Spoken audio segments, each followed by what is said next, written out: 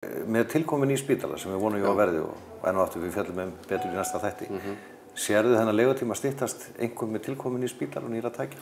Já, við erum að vinna mjög að fullnaðar hönnun, sérstaklega meðferðarkjarnans á nýjum spítala og þar verið að vinna í kringum besta verklag sem fólk getur notað.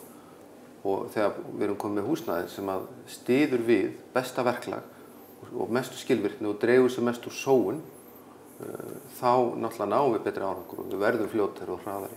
Við sjáum þá nú þegar að við erum með bráðastarfsemi okkar á 2 stöðum, bæði hér á Hringbraut og í Fossvogi og það eru 9.000 flutningar bara á milli þessara 2 húsa á sjúklingum á ári hverju og það talað að fyrir hvern flutning á milli húsa þá lengist leigutími 1 dag. Við sjáum hversu gífurleg hagræðing getur orðið af því þegar öll bráðastarfsemin er komin á 1 stað og þú sagðir þegar við vonandi fáum nýja spítala, við verðum að fá nýja spítala, annars getum við bara að pakka saman.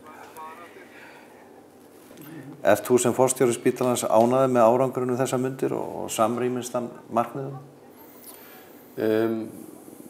Á þessu ári, 2015, þá get ég ekki sagt að ég sé ánægður vegna þess að verkföll hafa truflað svo mjög getu okkar til að sinna hlutverkinu sem þjóðarsjúkrahús að slíkt gengur ekki til lengdar.